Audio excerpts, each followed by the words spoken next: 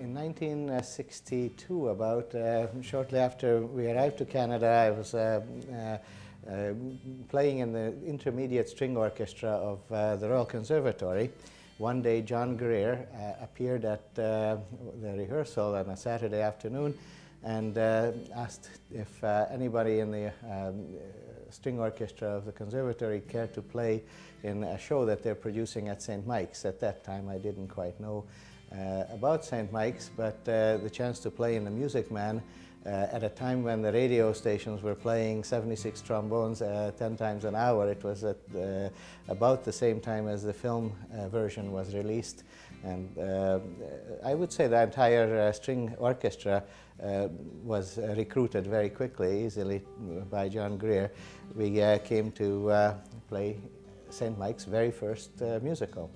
I think anyone who's been associated with St. Mike's would definitely feel that there's something special that this school instills in people. There's an atmosphere, there's a way that St. Mike's takes the children from boyhood into manhood.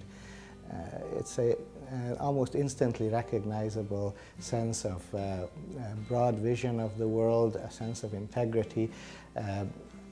It's wonderful people, and there is an attitude here too. It's not snobbish, it's not an elitist, but it's a truly family and a realistic and wholesome, dedicated type of atmosphere. That's what resulted in the excellence of that band program.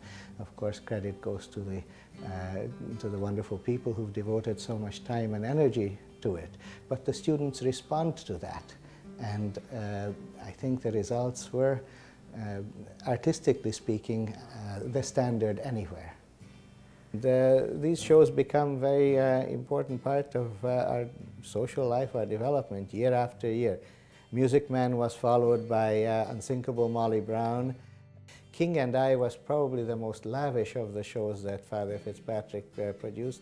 It was just a moment in time when the absolutely best talents that the school has ever had, the most focused and dedicated group of people, came together and also, of course, a show that's an absolutely wonderful it's a wonderful show. King and I is one of the special Rodgers and Hammerstein musicals.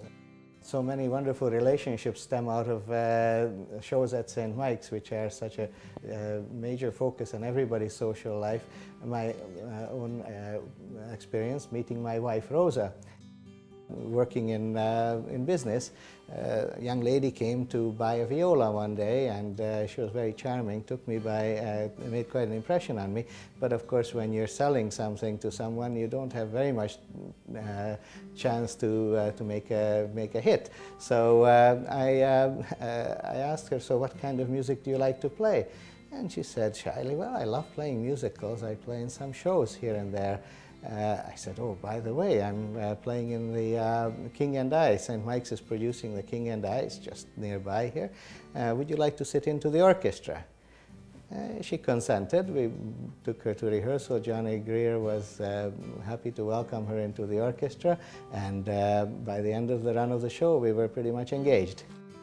Well, of course, I met Rosa through the show. We got engaged through the show, and here we are 24 years and 2 children later. We have a son, Michael, a daughter, Christina, and of course, both of them took music lessons. They were encouraged from an early age, as you can imagine.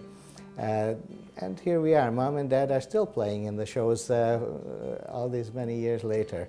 I understand that the next one is Guys and Dolls, and Paul Petkevich has already warned us to be ready, and we will be there.